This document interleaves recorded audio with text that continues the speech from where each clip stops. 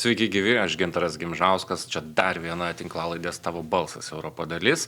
Ačiū, kad esat kartu. Priminsiu, kad ši tinklalaidė yra Europos parlamento remiamo projekto Tavo balsas stiprina Europą dalis.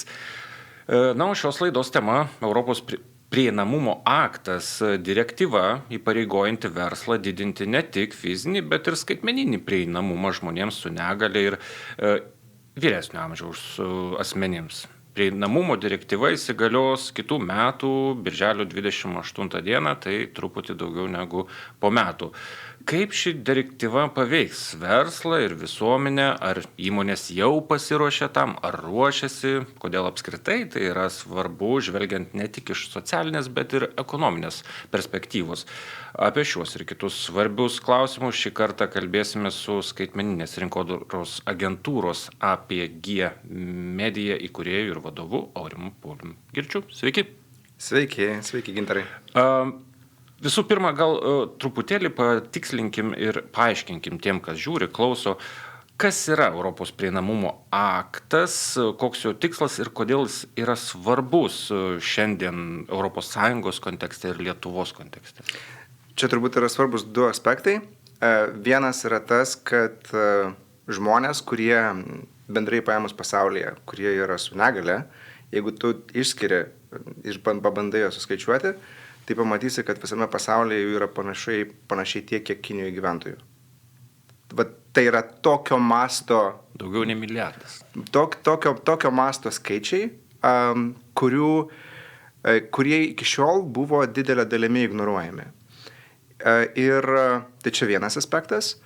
Kitas tai skaitinė prasme, o kitas aspektas yra tiesiog padaryti žmonėms, kad būtų geriau, todėl kad vėlgi visi mes vartojame internetinius sprendimus, einame internetinės svetainės, naudojame programėlės ir viso to suvienodinimas, homogenizavimas ir padarimas taip, kad žmonės, kurie ar jie būtų su negale ar be negalios, kad jie galėtų vienodai naudotis visų interneto svetainių ir visų elektroninių parduotuvių, bilietų pirkimų, pardavimų paslaugomis. Na, tai ir yra tikslas. Ir nepriklausomai nuo to, kurioje šalyje, žinai, tu gyveni, todėl kad visa ES iš principo tai yra vienas darinys. Taip. Kadangi jūs dirbat su daugybė verslų, jūsų agentūra dirba su daug skirtingų verslų, ypač elektroninės prekybos įmonėmis, jums turbūt labai aiškiai iš pirmos eilės matosi, kaip tos įmonės ruošiasi, ar pasiruošia, ar nesiruošia tam aktui, kuris jau įsigalios po metų. Kokia yra situacija? Situacija yra tokia.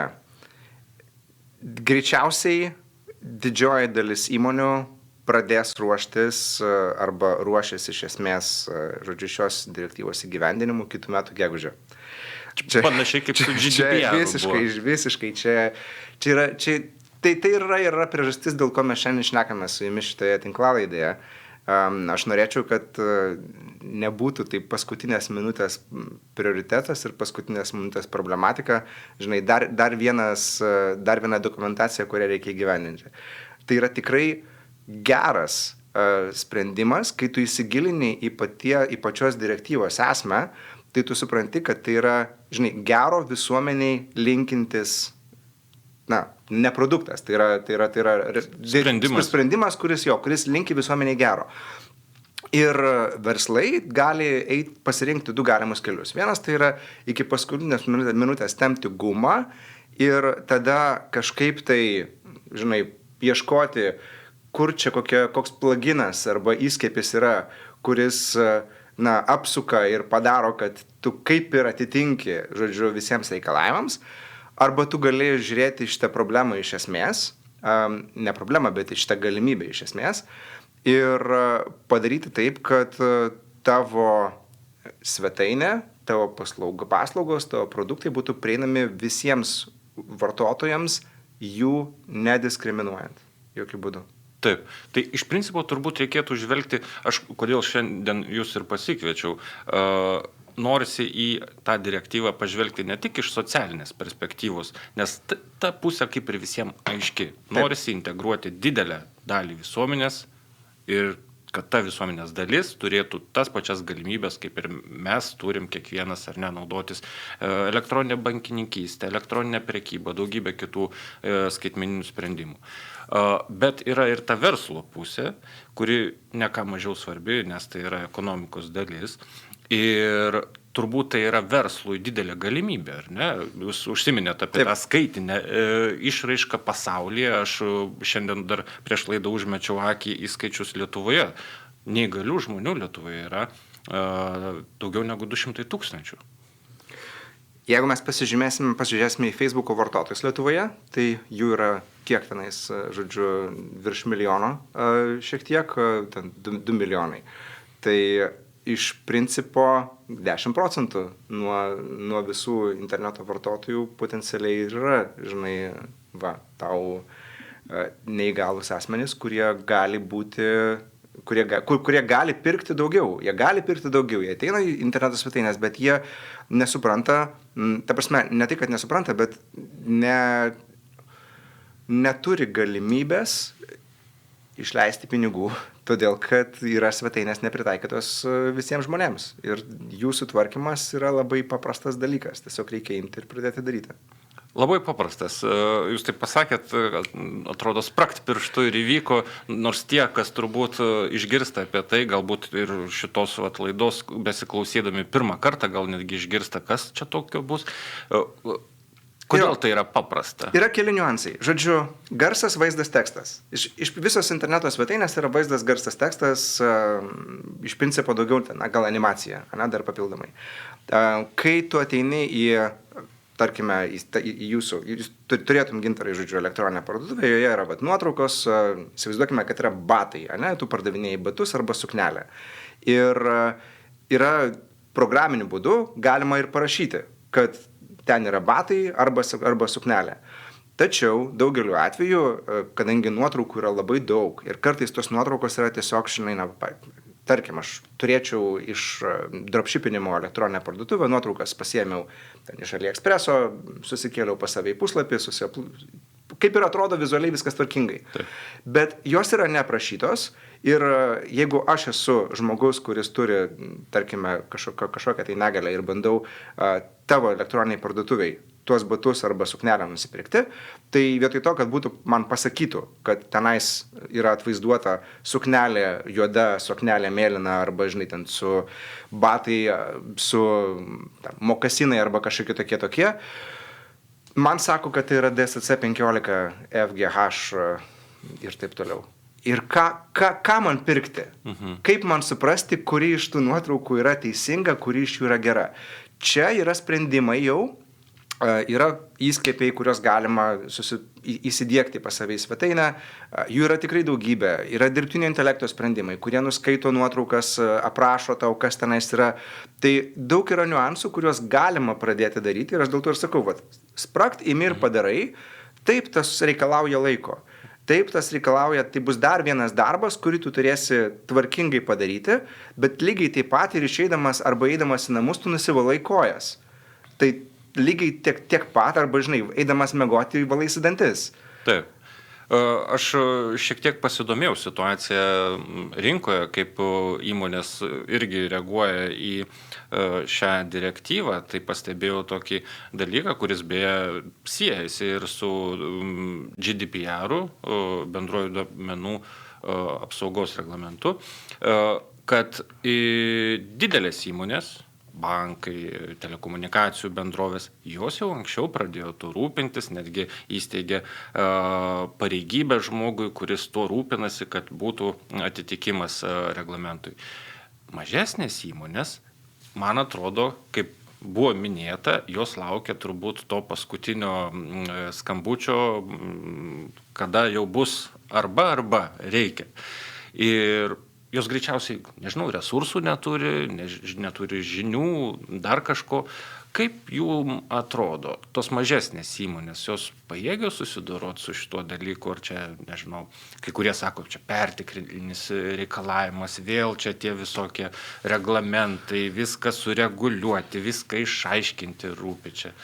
Visi dalykai gali atrodyti pertekliniais, lygiai taip pat perteklinis gali atrodyti reikalavimas suvienodinti kabelius, žodžiu, telefonų pakrovėjų, bet kai jau viskas yra suvienodinama, tai staiga pasirodo, kad tai yra patogu. Ir iš principo mes gyvename ne laukiniuose vakaruose ir ne 16-17 amžiui. Mes, manau, kad einant prie klausimo apie mažesnės įmonės, taip tai reikalaus papildomų resursų. Arba tu turėsi kažką tai samdyti, tai reiškia konsultantą, agentūrą, žodžiu, teisininkus labai dažnai gali tekti samdyti, nes teisinės bendrovės čia tikrai turės potencialo, žinai, to padėti sutvarkyti dokumentaciją, paimti, žodžiu, iš teisinės pusės vienas niuansas. Antras dalykas – SEO agentūroms. Tai irgi yra didelis potencialas padėti savo klientams, todėl kad didelė dalis šitų dalykų, kurie yra šnekami interneto svetainių sutvarkyme, tai yra SEO darbų higiena. Dar prieš turbūt 15 metų atsidarydavau elektroninės parduotuvės, problema ta pati buvo tada, yra ir dabar. Tie patys altai buvo nesutvarkyti, tie patys altai, altagai, tai yra tos nuotraukų prašymai, yra nesutvarkyti ir dabar. Dar vienas iš tokių momentų, kurie yra svarbus, kurie turės įtaką, labai irgi gerą įtaką, tai yra, pavyzdžiui, nuorodos pasikeitimas. Ateini interneto svetainę ir kas yra nuoroda? Nuoroda tai yra, žinai, toks žodis, po kuriuo yra kažkoks tai brūkšniukas. Užvedi pelę ir techniškai turėtų tada tas, žinai, brūkšniukas dingti. Kodėl? Todėl, kad tai reiškia, kad įvyko veiksmas ir tu paėmei ir gali dabar paspausti jo tenais ant to žodžio, dėl to, kad tenais yra ta aktyvioji nuoroda. Yra daug žodžių, yra daug atvejų, kada būna tie brūkšneliai pridėlioti. Neaišku kodėl, neaišku kam. Animacijos, žinai, visokios, žinai, iššokančios. Tai pats prisimeni, kaip atrodė interneto svetainės 90-aisiais, prisimeni, kaip jos transformavosi ir realiai gerėjo patirtis, žinai, iš šiandien dieną. Aš tikiu, kad ta patirtis, jinai tik tai, žinai, ir gerės ir toliau. Dėl to ir sakau, kad ir SEO agentūroms tai yra, žinai, potencialas, žinai, pasakyti savo klientams jau šiandien. Mums reikia tau sutvarkyti ne tik tai todėl, kad tai yra, žinai, gerai, bet dar dėl to, kad yra dar direktyva, kurios, žinai, besilaikydam, kurią susitvarkęs, tu, žinai, atitiksi. Ar gali būti, kad ši direktyva turės kažkokių nenumatytų pasiekmių, apie ką niekas gal ją priimant net nebuvo pagalvojęs? Gali būti, vėl, čia mes spekuliuojame, yra turbūt galėjo būti nepagalvota apie finansinę pusę, tai žinai, kad išauks, žinai, kaštai susitvarkymo trumpuoju laikotarpiu. Mes čia šnekame apie trumpą laikotarpį, tai žodžiu, šiuos kitus dar kokius 3 metus. Ilguoju laikotarpiu tai padarys taip, kad aš manau, kad atsiranda labai didelė galimybė verslams, kurie galbūt yra pasimetę, arba kurie, tarkime, arba įmonėms, kurios kuria naują verslą ir kurios yra pasimetę, su kuo save identifikuoti, atrasti kryptį ir tos krypties laikytis. Buvo etapas, kai daug įmonių gelbėjo delfinus. Buvo etapas, kai gelbėjo plastiką. Žodžiu, traukė plastiką iš vandenyno, po to paaiškėjo, kad tas plastikas yra labai brangus ir pradėjo ieškoti, iš ko čia nupirkti tą plastiką ir taip toliau.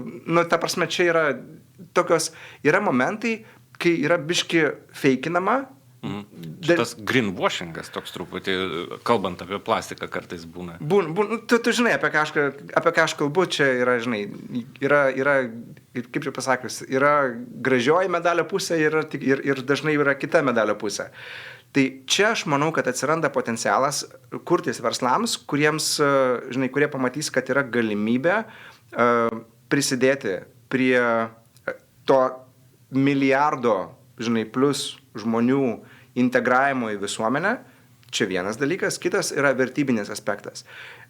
Jeigu mes šnekame apie vartotojų lojalumą arba pirkėjų lojalumą, tai lojalumas yra ne tada, kada vartotojas pas tave perka 2, 3, 5, 10 kartų ir taip toliau, o tada, kada tu esi pajėgus kelti kainas, didinti, daryti atitinkamus veiksmus ir tavo vertybės yra atitinkamos tiek susitapatinusios, su vartotoju, su pirkėjo vartotojo vertybėmis, kad visi veiksmai, kuriuos tu atlieki, jie atrodo kaip tik tai sustiprinantis tą priežastis arba argumentus, kodėl iš tavęs reikia pirkti dar toliau, vėl ir vėl ir vėl. Ir čia manau, kad ir yra ta, nenumatyta medalio pusė, apie kurią galbūt nebuvo dar galvota, bet ji pasireikš. Tai reiškia, kad atsiras verslų, kurie kalbės apie neįgaliųjų integravimą, kurie kalbės apie tai, kad jų verslas yra socialiai atsakingas ir ta socialinė atsakomybė, jinai taps potencialiai vertybę, kurią šie verslai komunikuos ir pirkėjai, kuriems tai yra aktualu ir su kurių vertybėmis, tai siesis, jie bus labiau linkę iš jų pirkti ir užsakyti paslaugas arba prekes. Taip, kurį laiką tikrai buvo madinga, sakyčiau, gal tiks šitas žodis, skelbtis, kad viena ar kita įmonė yra socialiai atsakinga dėl vienų ar kitų priežasčių. Vieni rūpinasi gyvūnėliais, žvėreliais, kiti medžius sodina, kiti skiria dėmesį socialiai pažeidžiamoms visuomenės grupėms. Dabar šitą direktyvą priėmus ir įgyvendinus, nebelieka bent jau dalies to išskirtinumo, nes visi turi būti socialiai atsakingi. Tai čia vienas toks pastebėjimas, kurį pagalvojau beklausydamas. Taip. Kitas pastebėjimas, kuris čia susisuko galvoj, tai turbūt ES tokiu būdu didina savo konkurencinį netgi pranašumą, nes staiga ES visi bus prisitaikę, elektroninė prekyba, kitos skaitmeninės paslaugos bus pritaikytos neįgaliesiems žmonėms. Daugelį pasaulio šalių neįgalieji neturės tokių galimybių savo šalyse ir automatiškai, iš tos pačios gal Kinijos, gal kitų šalių, staiga jie iš Europos pirks turbūt arba naudos tas paslaugas skaitmeninės, nes čia yra galimybė jas pasiekti. Taip, čia yra vienas momentas ir dar kitas punktas, kuris man atrodo yra nemažiau svarbus, tai yra tai, kad šios taisyklės yra vienodos visom ES šalims.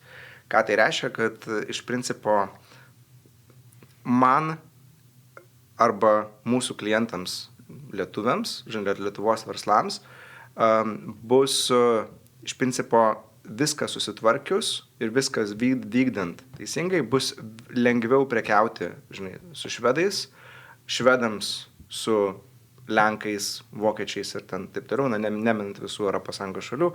Bet principas yra tas, kad tai yra integracija, didėjanti per visus aspektus visos ES mastu. Tai aš manau, kad tas irgi yra, taip, tu nebegalėsi, dėtis kažkokio ženkliuko, kad, medalio, kad esi fainas, bet reikia nepamiršti to, kad mes užlipam vieną laiptelį aukščiau.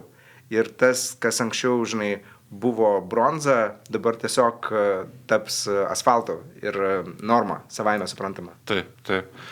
Kai artėjo, atsimenu, vadinamojo GDPR įsigaliojimas, kiek jau čia dabar 3 kokie metai, gal daugiau. Taip.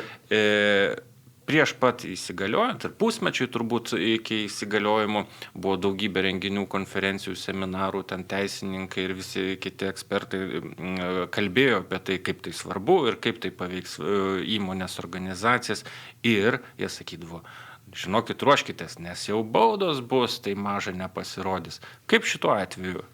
Bus kažkokios sankcijos už tai, kad tu neįgyvendini tos direktyvus? Baudos bus, baudos gali būti. Gali būti ten keli momentai iki laisvės atėmimo, kiek aš esu pasidomėjęs, tada, bet viskas yra šalių lygių. Nėra taip, žinai, kažkokio vieno bendro, žodžiu, nustatymo. Tai vienas momentas. Antras aspektas tai yra, žodžiu, tiesiog finansinės baudos. Skaičių konkrečių aš neturiu. Ir trečias punktas tai gali būti reikalavimas pašalinti, pavyzdžiui, paslaugą arba produktą, kuris netitinka, žodžiu, direktyvos, jeigu tu tokią paslaugą ar produktą vykstai. Tai kaip ir nėra kažkokio tai labai stipriai, žinai, gąsdinančio dalyko, tai baudų gauti nesinori, bet kita vertus yra ir žmogiškumo arba moralinis aspektas. Ta prasme, žinai, viskas, ko prašoma, tai yra tiesiog susitvarkyti tuos laukinius vakarus interneto svetainėse ir padaryti taip, kad žmonės, kurie pas tave, čia lygiai taip pat kaip yra su prekyba kavinėje, tu ateini į kavinę ir įsivaizduokime dabar, kad mes matytume užrašą, kur būtų pasakyta, kad tik tai grinais. Ta prasme, ką man dabar daryti, žodžiu, su ta kabinete. Yra tokių, kur sako, tik kortelė. Labai gerai, aš visiškai esu už tai, žodžiu, šitą, bet iš principo tu jau esi transformavęsis į tą, žinai, į tą pirkimo, žinai, įprotį, kur manai, kur vartoji taip, kaip tu vartoji, ir yra tam tikros kryptinės, žinai, normos, ir kas nutinka? Nutinka tai, kad jos padeda tau, žinai, žengti dar vienas kokybiškas žingsnį pirmin ir šnekant čia apie grinai vartotojo arba ne vartotojo, bet pirkėjo galimybės, tai tavo verslas, žinai, mano verslas, visų Lietuvos ir kitų ES šalių, žodžiu, verslai turės tik tai dar vieną, žinai, galimybę sutvarkingai padaryti taip, kad prieš įeinant pas juos į parduotuvę būtų, žinai, pasakyta, štai čia yra, žinai, kojų nusivalymo įranga arba mes priimame kortelėmis ir turime kortelę atsiskaitimų įrangą. Nu, tiesiog turime susitvarkymą savo šiukšlių kibiro. Higiena praktiškai tokia. Kalbant apie ateitį, labai dažnai ekspertai įvairūs sako, kad technologijos šiais laikais taip greit tobulėja, kad reglamentavimas, adaptavimas ir teisėkūra vėluoja ir eina iš paskos. Ir turint omeny, kad dabar yra dirbtinis intelektas ir nežinia, kaip čia viskas atrodys po metų ar 2, niekas nesiryžta prognozuoti, net didžiausi ekspertai.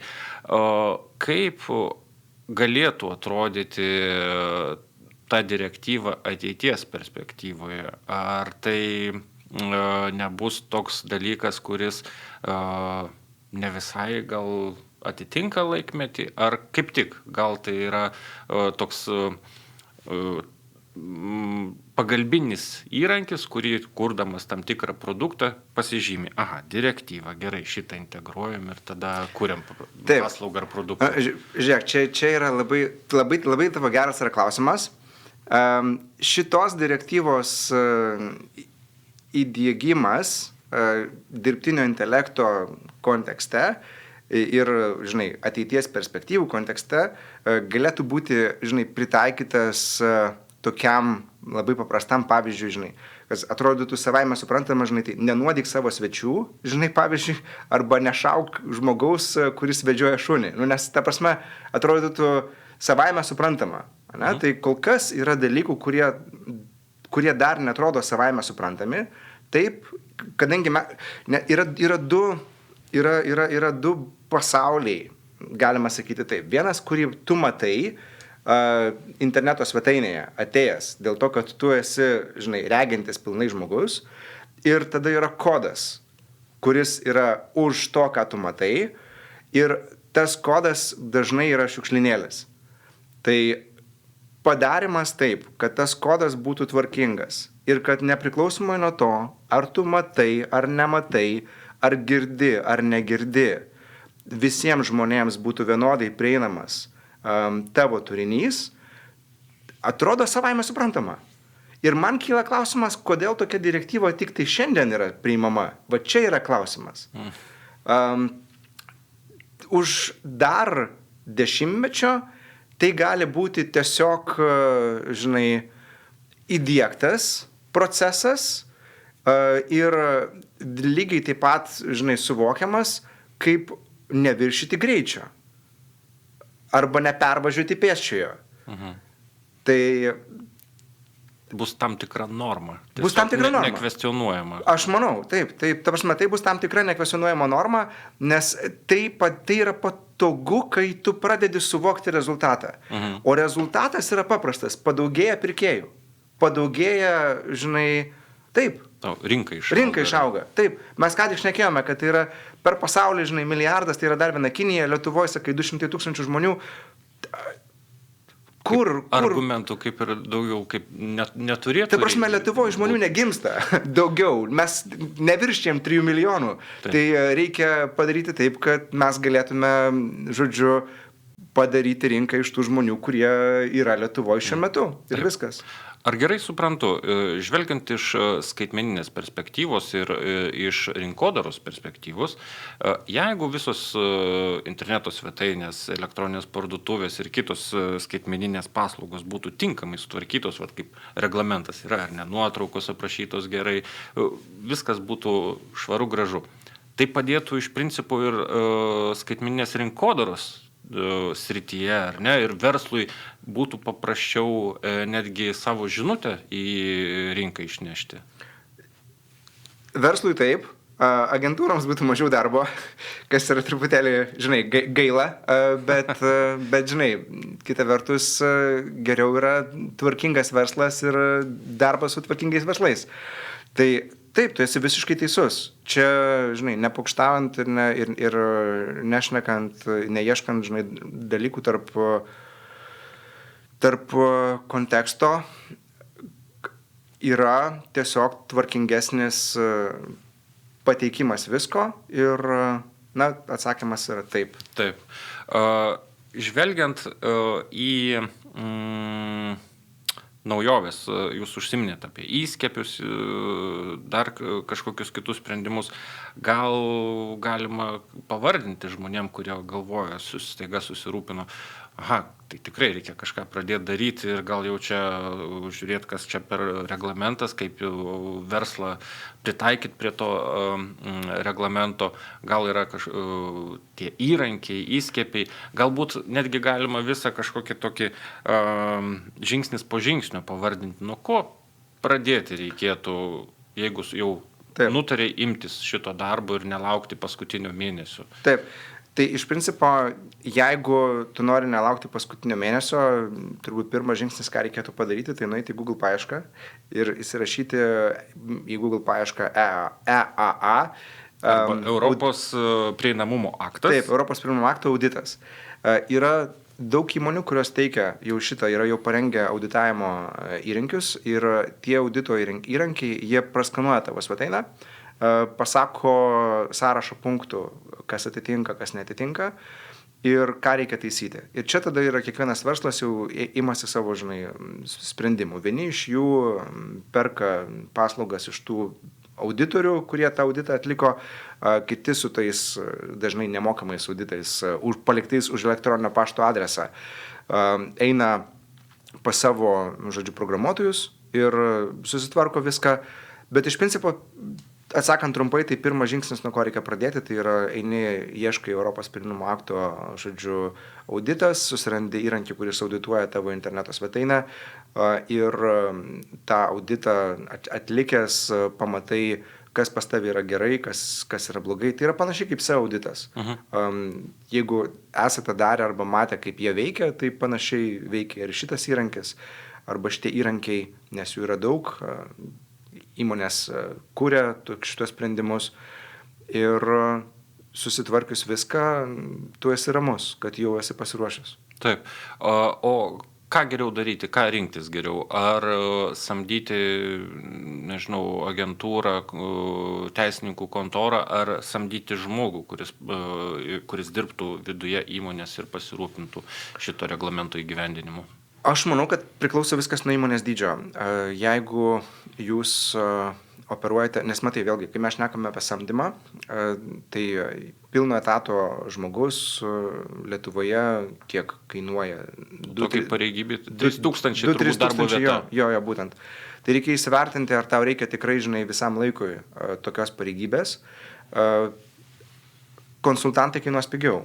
Paprastai konsultantai kainuoja, žinai, terminuotą laikotarpį, bet tu konsultantus gali atleisti.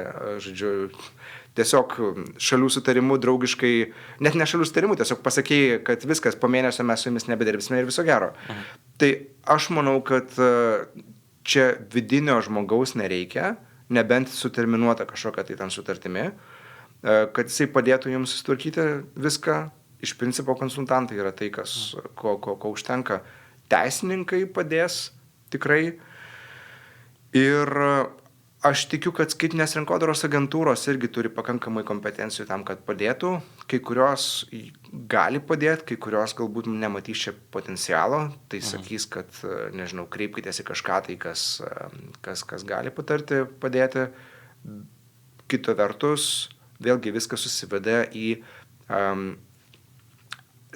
dvi analizės. Pirmoji tai yra, žinai, jeigu mes šnekame apie svetainę, tai pirmoji yra prieš pradedant darbus, tada yra kažkas, tai, kas atlieka tos darbus, tai dažnai tai bus programuotojai, žodžiu, kurie atliks darbus, ir tada antroji analizė yra jau po visko, tai yra po to, kada darbai atlikti. Ir jeigu tu vėl įvedinėjai, tiesiog ir susitvarkymo galbūt dokumentacijos, kad kada yra įkeliami nauji produktai, kad būtų, žodžiu, aprašymai. BBC yra labai geras atvejis, kaip, žodžiu, tu minėjai bankus, didžiuosius žaidėjus, tai vat, nelietuviškas produktas. BBC yra pasidarę transkriptus, kurie yra, žodžiu, visiems garso takeliams. Tai čia irgi vienas iš tų punktų, kurie yra svarbus, kurie yra pagal direktyvą ir padarimas taip, kad jeigu, žodžiu, jau yra garsas, kad būtų ir galimybė transkribuoti, jeigu yra tekstas, kad būtų galimybė klausyti, jeigu yra, žinai, nuotrauka, kad būtų neaprašyta, atrodo viskas savaime suprantama. Žinai, kaip neik per raudoną šviesą. Taip. Aš iš tikrųjų dar pabaigai norėčiau šiek tiek pavardinti, ką Europos prieinamumo aktas palies. Tai yra kompiuterius, operacinės sistemas, bankomatus, bilietų pardavimo ir registracijos automatus, išmaniuosius telefonus, televizijos įrangą, telefonijos paslaugas, bankininkystę, elektroninės knygos, elektroninė prekyba ir daugybė kitų sričių. Tai aš tikiu, kaip sakot, kad galiausiai tas aktas, ta direktyva padės visur įvesti tvarką ir apsikuopsim ir visiems nuo to tik bus paprasčiau ir lengviau ir veikti ir naudotis tom paslaugomis. Šiam kartui ačiū Jums, Pauliau, už įžvalgas ir skirtą laiką. Priminsiu, kad šį kartą studijoje viešėjo skaitmeninės rinkodaros agentūros APG Media įkūrėjas ir vadovas Aurimas Paulius Girčys, kuris papasakojo apie Europos prieinamumo akto svarbą tiek verslui, tiek visuomeniai. Laidą vedžiau aš, Gintaras Gimžauskas. Dėkui, kad buvot iki pat pabaigos. Kol kas likit sveiki ir iki kito karto.